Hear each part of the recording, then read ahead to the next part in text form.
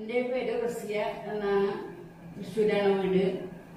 ഞാനിപ്പോൾ ഇവിടെ ഒരു മിക്സഡ് ക്യാരറ്റ് അച്ചാർ തയ്യാറാക്കാൻ പോവുകയാണ്. അതിനാവശ്യമുള്ള സാധനങ്ങൾ: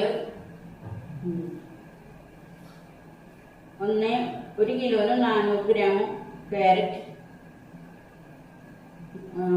900 ഗ്രാം ഈത്തപ്പഴം, 500 ഗ്രാം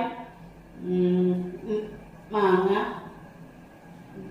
ഇത് ഇഞ്ചി വെളുത്തുള്ളി പേസ്റ്റാണ്. കുറച്ച് വിനീഗറിൽ ഇട്ട് മിക്സ് ചെയ്ത് പേസ്റ്റ് ആക്കിയതാണ്. കടുക് വറക്കാനായിട്ട് എള്ളെണ്ണ, പിന്നെ വിനീഗർ, ഉപ്പ്, അച്ചാർപ്പൊടി. അച്ചാർപ്പൊടി ഏതായാലും കുഴപ്പമില്ല, ബ്രാഹ്മൺസോ ഈസ്റ്റേണോ ഏതായാലും കുഴപ്പമില്ല.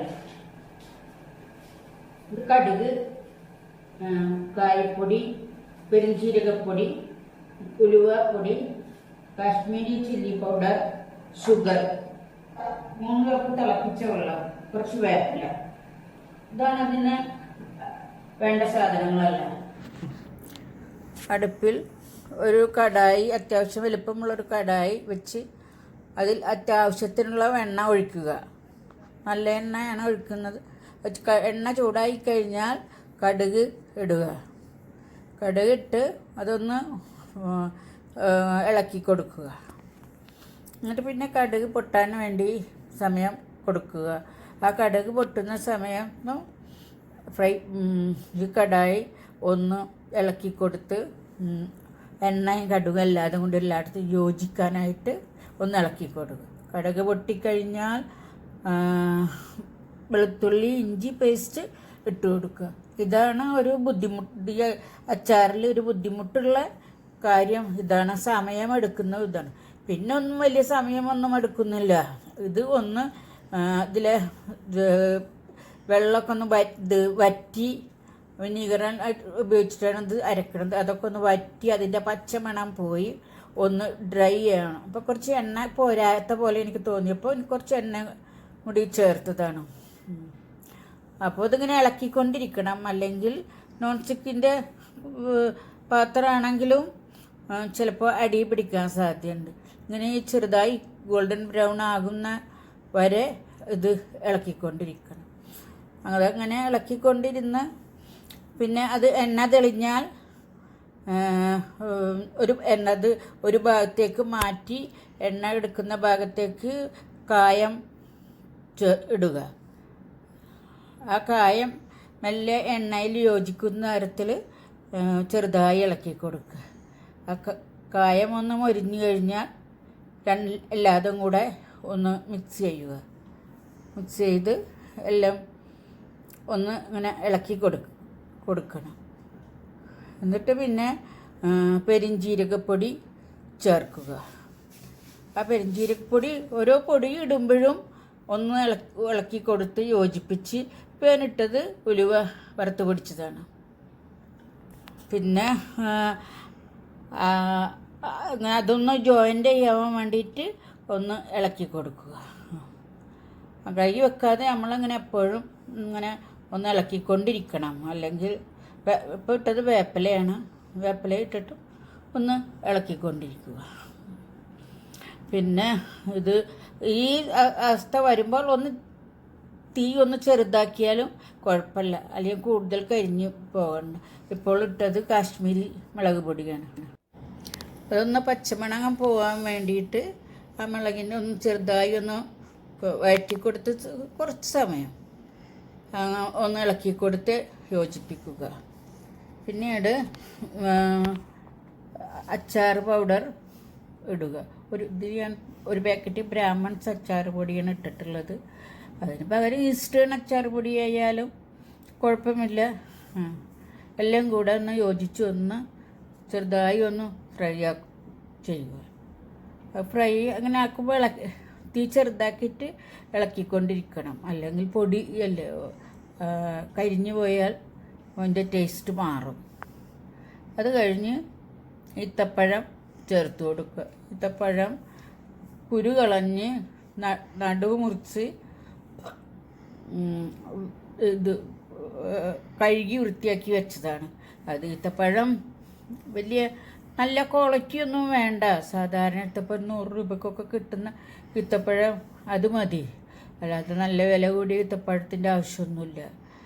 അത് ഈത്തപ്പഴം കൂടി മധുരം വരുമ്പോൾ ടേസ്റ്റി ആയിരിക്കും. അത് ഈത്തപ്പഴം ഒന്നിട്ടൊന്നതായി സോഫ്റ്റ് ആവാൻ വേണ്ടിയിട്ട് തിളപ്പിച്ച വെള്ളം ഒഴിച്ചു കൊടുത്ത് ഇനി ഒരു 5 മിനിറ്റ് ഈത്തപ്പഴം ഇട്ടിട്ട് ഒന്ന് വേവാൻ വെക്കണം.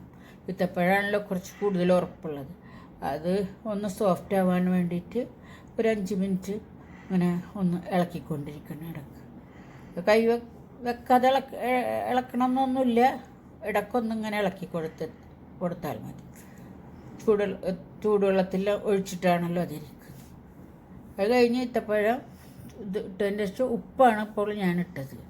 ഉപ്പ് അത് ആവശ്യത്തിന്, ഓരോരുത്തരുടെ ടേസ്റ്റ് അനുസരിച്ച് ആവശ്യത്തിന് ഉപ്പ് ചേർക്കാവുന്നതാണ്. പലർക്കും പല ടേസ്റ്റാണല്ലോ. പിന്നെ അങ്ങനെ അതും ഒന്ന് ഇളക്കി കൊടുത്തുകൊണ്ടിരിക്കുക. ഇനി അടുത്തതായി ഇടാൻ പോകുന്നത് ഷുഗറാണ്. അതും ആവശ്യത്തിന്. പലർക്കും മധുരം വേണമെന്നുണ്ടാവും, ചിലർക്ക് മധുരം വേണമെന്നില്ല. എരിവ് ആയിരിക്കും കൂടുതൽ വേണ്ടത്. ഓരോരുത്തരുടെ ടേസ്റ്റ് അനുസരിച്ച് അതെല്ലാം ചേർക്കാം. ഇവിടെ ഞാനെപ്പോഴും മധുരം കുറച്ച് കൂടുതൽ ചേർക്കാറുണ്ട്. എനിക്കിഷ്ടമാണ് മധുരമുള്ളത്. അത് ഒന്ന് ഉപ്പ് മധുരം നോക്കി അതിനനുസരിച്ച് നമുക്ക് ടേസ്റ്റ് വ്യത്യാസപ്പെടുത്താം. ഇപ്പോൾ ഞാൻ ഇടാൻ പോകുന്നത് മാങ്ങ ചെറുതായി മുറിച്ച്, തൊലി കളയണമെന്നൊന്നുമില്ല. മാങ്ങ ചെറുതായി മുറിച്ച് വെച്ചിരിക്കുന്ന ഇതാണ് ഇപ്പോൾ ഇട്ടത്. അത് ഈത്തപ്പഴം മാങ്ങയും മസാല എല്ലാതും കൂടെ ഒന്ന് യോജിപ്പിച്ച് ഇതാക്കി ഒരു 2 മിനിറ്റ് മാങ്ങ വേവാൻ വെക്കണം. ഒന്ന് ഇളക്കി കൊടുത്തൊന്ന്, അതിൽ ഗ്രേവി കുറവാണല്ലോ, അപ്പോൾ അതുകൊണ്ട് ഇങ്ങനെ ഇളക്കിക്കൊണ്ടിരിക്കണം. പിന്നെ വിനീഗർ ഒഴിക്കണം. അത് 1 ലിറ്റർ ആണ് ഞാൻ ഒഴിക്കുന്നത്, ലിറ്ററിൻ്റെ ഒരു കുപ്പി. എന്നിട്ട് അത് ഇളക്കി യോജിപ്പിക്കുക. പിന്നെ മാങ്ങ വീങ്ങാൻ കുറച്ച് സമയം എടുക്കും. 2 മിനിറ്റ് മാങ്ങ ഒന്ന് വേവണം. അപ്പോൾ നമ്മൾ കൈവെക്കാതെ ഇങ്ങനെ ഇളക്കി കൊടുക്കുക. അപ്പോൾ മാങ്ങ വെന്ത് കഴിഞ്ഞ് ഇനി കുറച്ച് ക്യാരറ്റ് ഇതിലേക്ക് ചേർത്ത് കൊടുക്കുക.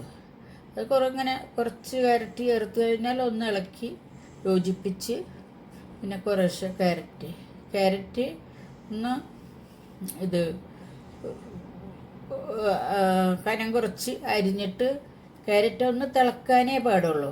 ഒന്ന് തിള വന്നാൽ ക്യാരറ്റ് ഓഫ് ചെയ്യണം. അതിൻ്റെ ആ ഒരു ക്രഞ്ച് കടിക്കുമ്പോൾ, ഒരു ക്യാരറ്റ് കഴിക്കുമ്പോൾ പച്ച കഴിക്കുമ്പോൾ ഉണ്ടാവുമല്ലോ ഒരു കുറുക്ക് എന്നുള്ളൊരു ഇത്, അതുപോലെ ഒരു ഇത് വേണം. അധികം വേവാൻ പാടില്ല. എന്തായാലും ടേസ്റ്റ് കുറവായിരിക്കും. പിന്നെ അങ്ങനെ അത് എല്ലാം ചേർത്ത് ഇളക്കി യോജിപ്പിച്ച് ഒരു തിളക്കാൻ സമയം വേണ്ടു. നല്ല ഇളക്കി കൊടുക്കുക, യോജിപ്പിച്ച് കൊടുക്കുക. ക്യാരറ്റ് മുഴുവനും മായിപ്പം ഞാനിട്ട് എല്ലാതും ചേർത്തതിൽ ക്യാരറ്റാണ് അധികമുള്ളത്, മറ്റതൊക്കെ കുറവായിരിക്കും. അതുകൊണ്ട് ക്യാരറ്റ് അച്ചാർ എന്നാണ് പറയുക ഞാൻ എപ്പോഴും. അങ്ങനെ ഒന്ന് ഇളക്കി യോജിപ്പിച്ച് എല്ലാം ഇതാക്കി കൊടുക്കുക. അപ്പോൾ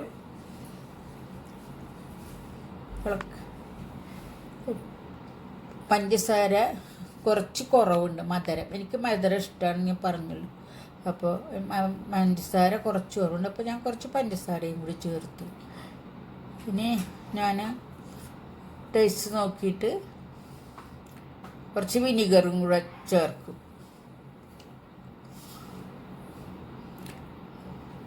അത് ഒരു പുളി കുറവ് പോലെ ആയിരുന്നു. അപ്പോൾ കുറച്ച് വിനീഗറും കൂടി ചേർത്തിട്ട്